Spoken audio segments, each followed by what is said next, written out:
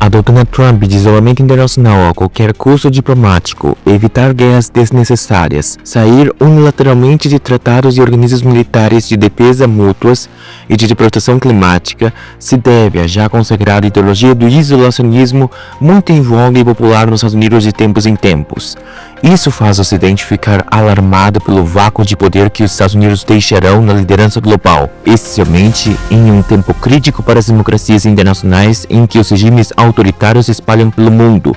ameaçando a democracia, a paz e a liberdade global e provocando guerras e violência. Mas de onde se originou essa ideologia isolacionista? Quais são as repercussões do isolacionismo na política externa dos Estados Unidos para o mundo hoje? E o que Donald Trump tem a ver com essa ideologia isolacionista? Mas antes de iniciarmos o vídeo, você está no Universo da Geopolítica, seu canal de atualidades, história e geopolítica. Seja muito bem-vindo ao canal. É um prazer ter a sua companhia para assistir a mais interessante episódio geopolítico. No vídeo de hoje, analisaremos o contexto geopolítico dos Estados Unidos e a ideologia isolacionista desse país. Se você gostar, não deixe de curtir, compartilhar com seus amigos e de se inscrever no canal, ativando o sininho das notificações para sempre receber em primeira mão notícias atualizadas dos mais importantes acontecimentos da geopolítica mundial. Muito obrigado e vamos para o vídeo. Para compreendermos melhor a ideologia isolacionista dos Estados Unidos, precisamos focar na história desse país. Nos primórdios da história estadunidense, as 13 colônias que se libertaram do domínio britânico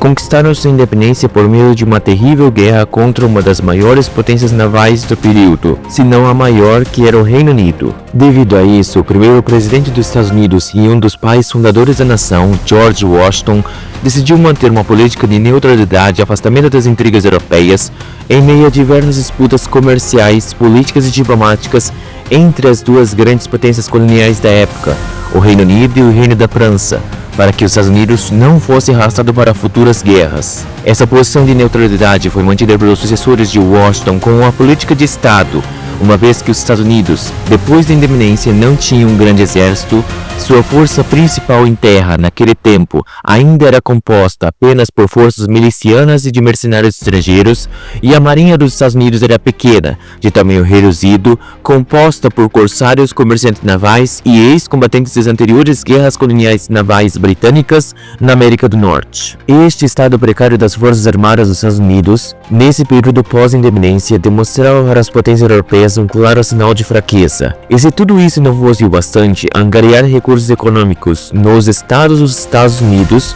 para formar exércitos e marinhas grandes era muito difícil, pois os estados se uniram para combater o que viam como autoritarismo fiscal dos britânicos na Guerra de Independência, e nem pensavam em contribuir para financiar exércitos fortes para formar novos governos autoritários que no futuro iriam retirar direitos dos estados e oprimir o povo. Além disso, pelo Tratado de Paris, que concedeu independência aos Estados Unidos, as fronteiras da nova nação não estavam bem demarcadas. Havia grandes áreas em que os Estados Unidos disputavam com as potências europeias em territórios coloniais da América do Norte, e em muitas ocasiões as potências europeias conseguiram estrangular pontos vitais dos Estados Unidos em seu comércio e em sua economia, o que demonstrava sua vulnerabilidade como nação. Como a Espanha, uma potência europeia católica que, controlando a Louisiana, território central da América do Norte, detinha o controle da navegação da bacia ocidental do rio Mississippi, importante hidrovia de escoamento de produtos agrícolas dos Estados Unidos, e a qualquer momento a Espanha poderia interromper o fluxo de mercadorias agrícolas dos Estados Unidos por meio deste rio. O território da Louisiana, historicamente no passado colonial, fez parte da Nova França, uma importante colônia francesa na América do Norte que foi repassado para a Espanha durante uma das várias guerras europeias, e que em 1800 Napoleão readquire este importante território dos espanhóis em troca da Toscana, antigo reino que hoje faz parte da Itália, se tornando a porção central da Península Italiana. Com a revolta vitoriosa dos escravos no Haiti francês, buscando por independência, e com a expectativa de uma nova guerra contra os britânicos, em 1803, Napoleão vende a Louisiana para os Estados Unidos, iniciando nesse país uma grande sede expansionista pela América do Norte, dobrando o território dos Estados Unidos e abrindo enormes fronteiras agrícolas para o cultivo de terras de matas virgens e para um enorme potencial de exploração econômica. Com a compra da Louisiana, os Estados Unidos puderam abrir caminho para a ocupação de um dos maiores campos de terras agricultáveis do mundo, o que fez a produção econômica da agricultura e a produtividade dos Estados Unidos aumentar enormemente. Além disso, retirando uma potência europeia do centro da América do Norte, era um vizinho hostil a menos para se preocupar. Somado ao fato de que, adquirida a Louisiana, nenhuma potência poderia ameaçar o escoamento de produtos pela importante hidrovia comercial do rio Mississippi para o essencial porto de New Orleans, estratégico porto que abriu o caminho para a conquista do Mar do Caribe. Por exemplo, na Guerra de 1812, entre o Reino Unido e os Estados Unidos, vários portos dos Estados Unidos sofreram bloqueios pela Marinha do Reino Unido por muito tempo durante a guerra, o que enfraqueceu a economia exportadora dos Estados Unidos nesse período. Ainda na Guerra de 1812, por meio do Canadá, que permaneceu fiel à coroa britânica, os britânicos conseguiram invadir os Estados Unidos e incendiar a capital Washington, D.C., a única vez na história que a capital dos Estados Unidos foi invadida, o que demonstra que os Estados Unidos, até esse período histórico, sempre se sentiram ameaçados pelas potências europeias por meio de suas colônias americanas vizinhas, uma vez que essas colônias eram braços armados das metrópoles europeias contra os Estados Unidos. De 1815 a 1818, os Estados Unidos ameaçando invadir a Flórida espanhola, que tinha poucos colonos espanhóis e era formada majoritariamente por sociedades indígenas, estabeleceu o Tratado de Adams-Onis, em que comprava a Flórida e Espanha e definia os limites territoriais dos Estados Unidos e dos territórios coloniais espanhóis. É devido a este relacionamento nada amistoso entre os Estados Unidos e as potências europeias, especialmente aquelas que ainda mantiveram colônias nas Américas, bem próximos aos Estados Unidos ou às áreas de interesse deste país, que o presidente James Monroe estabelece a doutrina Monroe, um conjunto de princípios diplomáticos defensivos em que define a área de influência dos Estados Unidos sobre o hemisfério ocidental e a proibição da formação de novas colônias por parte das potências europeias. Assim, a doutrina Monroe expõe um novo capítulo do isolacionismo dos Estados Unidos. Entendida como uma doutrina diplomática defensiva, busca definir uma área de influência bem delimitada, ao qual impõe um limite à voracidade do imperialismo europeu, pelo menos nas Américas, que sempre assustou os Estados Unidos e que em diversas ocasiões os europeus tentaram desrespeitar por inúmeras vezes essa doutrina. Com o fim das guerras napoleônicas, o Congresso de Viena de 1815 tentou restabelecer o equilíbrio de poder entre as potências europeias, restaurar as famílias reinantes europeias seus tronos, ora perdidos, e fazer esses reis reconquistar os impérios que haviam perdido com as guerras napoleônicas. E isso incluía reconquistar as colônias americanas perdidas pelas potências europeias, em decorrência das crises decorrentes das guerras napoleônicas. O desejo conservador da Santa Aliança, um bloco de países formados pela Prússia, Rússia e Áustria de restabelecer e restaurar os impérios português e espanhol das Américas, se mostrou nulo pela doutrina Monroe dos Estados Unidos pela via principiológica, mas na prática foi anulada pela Marinha do Reino Unido, que não queria a volta de colônias europeias mercantilistas com um monopólio de comércio apenas com sua metrópole, o que impediria o livre comércio vital para a pujante economia industrial britânica. O Reino Unido, que via as Américas como uma grande fonte de renda pelo comércio livre, se apegou aos nascentes países americanos para buscar a hegemonia comercial no refúgio diante do bloqueio napoleônico de comércio com a Europa. Agora, sem Napoleão, o Reino Unido poderia comercializar livremente esses produtos oriundos da primeira Revolução Industrial com os países da Europa e das Américas sem empecilhos, não querendo a volta de colônias mercantilistas. O apoio diplomático britânico foi o guarda-chuva protetivo necessário que legitimou a doutrina Monroe para que ele não fosse amplamente desrespeitado pelas potências europeias, uma vez que os Estados Unidos não detinham ainda, nesse período, uma marinha forte para demonstrar a sua vontade perante as potências europeias. Nas décadas de 1820, 1830 e 1840, com o enfraquecimento dos impérios coloniais espanhol e português e a descolonização das Américas, os Estados Unidos se fortalecem e se expandem ainda mais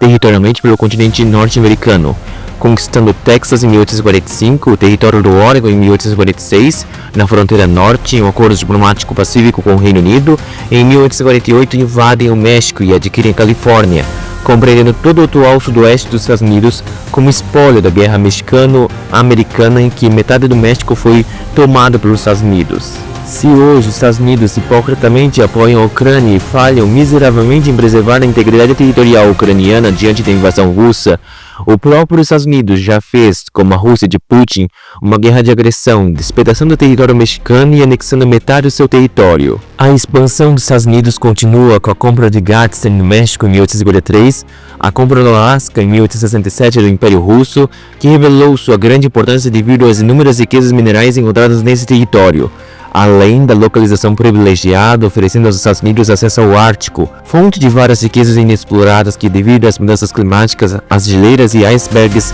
derreterão em um futuro cada vez mais próximo, expondo essas riquezas, e logo o Ártico será a nova rota global de escoamento de produtos. Além disso, a importância do Alasca para os Estados Unidos se revelou durante a Guerra Fria, como um importante local de monitoramento e espionagem devido à proximidade com a ex-União Soviética. E por fim, a aquisição do Hawaii em 1898 por meio de um golpe de Estado. A importância do Hawaii para os Estados Unidos se revelou como um ponto estratégico no Oceano Pacífico contra o avanço japonês da Segunda Guerra Mundial, ponto avançado de espionagem, e nos dias atuais faz parte de uma importante rota de comércio com o Extremo Oriente, detém um turismo abundante por ser um dos centros de surf mundial pelas suas belas praias e grandes ondas. O Colorado Polk e a política do Big Stick foram doutrinas diplomáticas ofensivas a resguardar a preponderância dos Estados Unidos nos assuntos externos e internos dos países latino-americanos. Na segunda metade do século XIX para a primeira metade do século XX, os estadunidenses definiram o Mar do Caribe como Mare Nostrum, do mesmo jeito que os romanos dominaram todo o mar Mediterrâneo. As diversas intervenções militares dos Estados Unidos nos países caribenhos da América Central aconteceram nesse período histórico e revelaram muito o porquê desses países não se desenvolveram econômica e socialmente. Diversas intervenções diplomáticas e militares dos Estados Unidos, golpes de Estado financiados pela CIA, favorecimento de milícias e grupos armados dos países latino-americanos provocaram extrema instabilidade, o que, por sua vez, provocou alta concentração de renda nas mãos de poucos, apenas uma elite poderosa e corrupta apoiada por Washington, causando uma desigualdade social extrema, dificultando o crescimento econômico e ocasionando uma distribuição de renda injusta pela população latino-americana,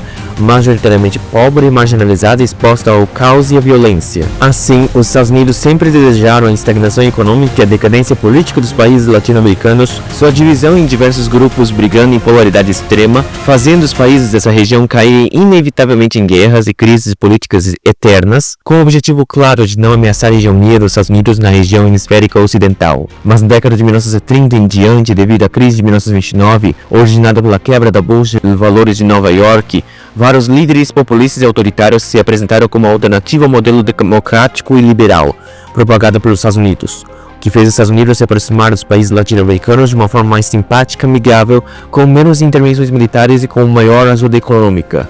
Ajuda econômica esta que não iria de forma alguma melhorar a produtividade do país e fazer essa nação prosperar, mas lhe daria algum fôlego a mais em suas dívidas externas, maior prazo de financiamento para os países menores e para os países maiores, a elaboração de planos de investimentos em setores industriais chaves para a economia do país, com clara dependência de capital e conhecimento tecnológico estadunidense. Com a Guerra Fria, as intervenções dos Estados Unidos na América Latina recomeçam, mas não mais no mesmo jeito que no século XIX, com intervenções armadas e fuzileiros navais estadunidenses invadindo e ameaçando os pobres e endividados países latino-americanos, mas no financiamento bem arquitetado e orquestrado pela Agência de Inteligência e Espionagem estadunidense de golpes de Estado por toda a América do Sul, colocando governos militares autoritários, aliados dos Estados Unidos, no poder desses países, essencialmente como resposta à Revolução Cubana, que derrotou a ditadura de Fulgêncio Batista e implantou a ditadura comunista de Fidel Castro no poder em Cuba. Com relação ao resto do mundo, os Estados Unidos, com o objetivo de impedir o avanço comunista pelo mundo, empobrecido e devastado pela Segunda Guerra Mundial, estabeleceu um amplo programa de apoio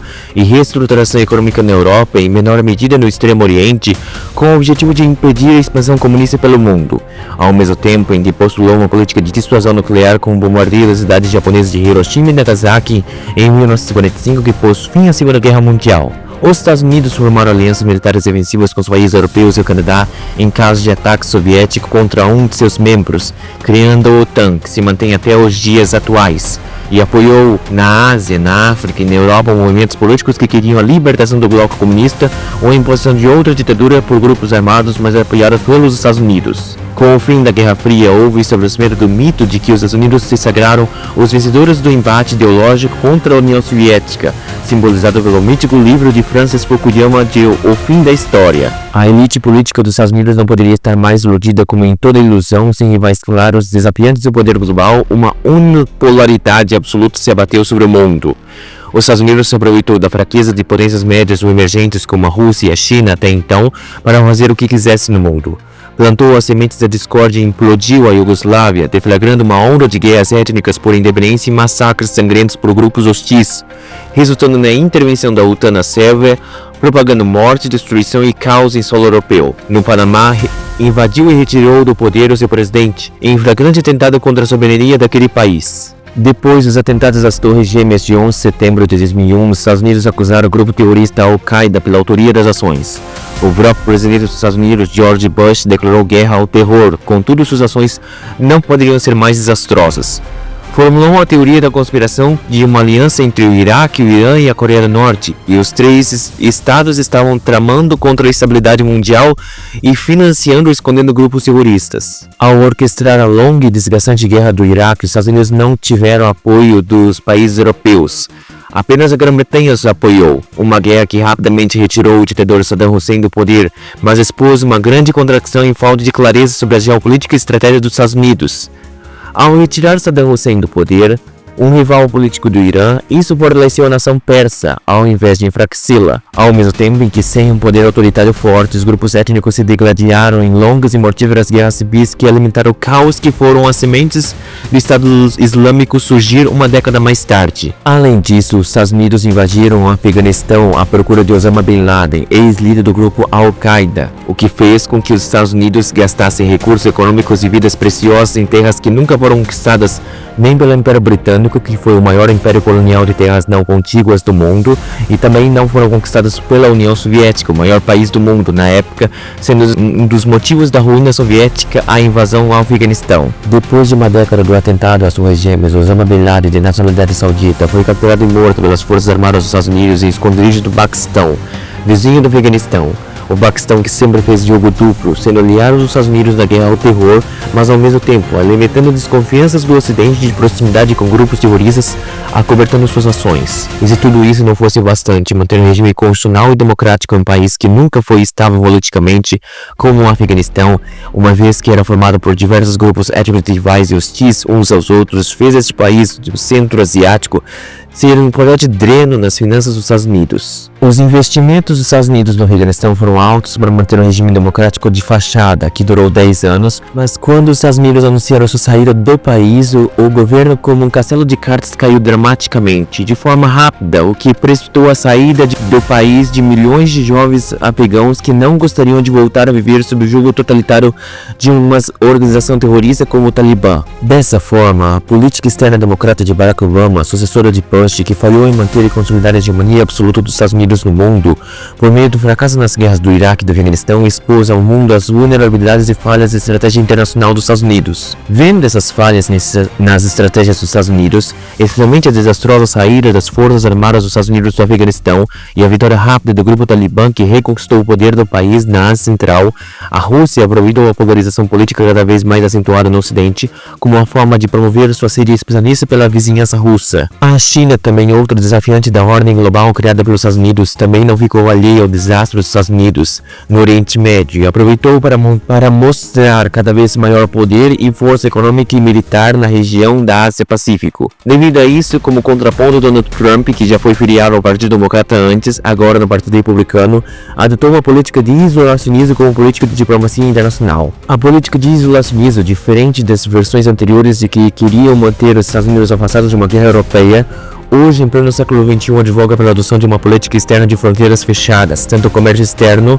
leia-se maior protecionismo comercial, quanto impedir que novos fluxos de ondas migratórias, essencialmente de países latino-americanos, cheguem aos Estados Unidos. Esses dois fatores, maior protecionismo e maior número de deportações, podem abalar as estruturas econômicas dos Estados Unidos, uma vez que a economia estadunidense depende de trabalhadores estrangeiros para trabalhos que os próprios nacionais não querem fazer, criando escassez de mão de obra e maiores custos econômicos, aumentando a inflação, já acentuada no país. E por outro lado, o maior protecionismo também pode provocar maiores custos nas cadeias de produção globais, o que também pode ocasionar inflação e maiores taxas de juros. Os isolacionistas do cenário externo também adotam uma postura de egocentrismo da potência hegemônica, enquadrada nos tempos atuais, em que os Estados Unidos manteriam a liderança do cenário geopolítico global por meio de um sólido investimento em defesa, não se comprometendo com alianças militares e não interferindo em disputas locais ou regionais que poderiam comprometer ou desgastar a moral dos Estados Unidos como potência líder mundial.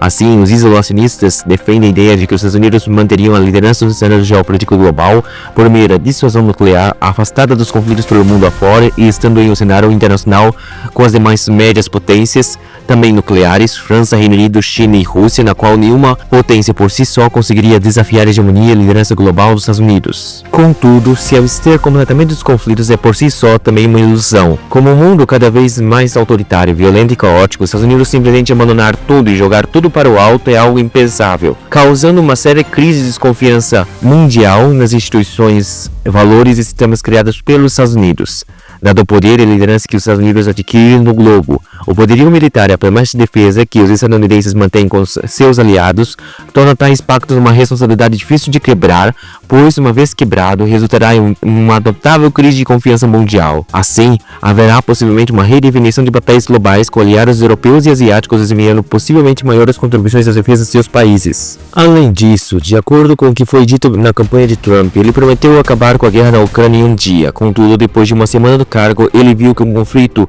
que já vai completar 3 anos em fevereiro não duraria tanto tempo com um número tão alto de vítimas civis e militares se não fosse uma séria questão geopolítica em termos quase negociáveis e uma guerra de agressão imperialista provocada pela Rússia. O isolacionismo da interferência dos Estados Unidos nos assuntos mundiais é necessário do ponto de vista estratégico e militar. Vide o desastre da intervenção dos Estados Unidos na Sérvia, no Iraque, no Afeganistão, na Síria e na Líbia. Contudo, pela realidade dos fatos, Trump, mesmo que quisesse, não poderia fugir de todos os conflitos ou obrigações dos Estados Unidos, pois a hegemonia dos Estados Unidos lhe confere responsabilidades que o próprio governo dos Estados Unidos criou décadas atrás. Se você gostou do conteúdo desse vídeo, não deixe de curtir, comentar, se inscrever e apoiar o crescimento do canal. Muito obrigado.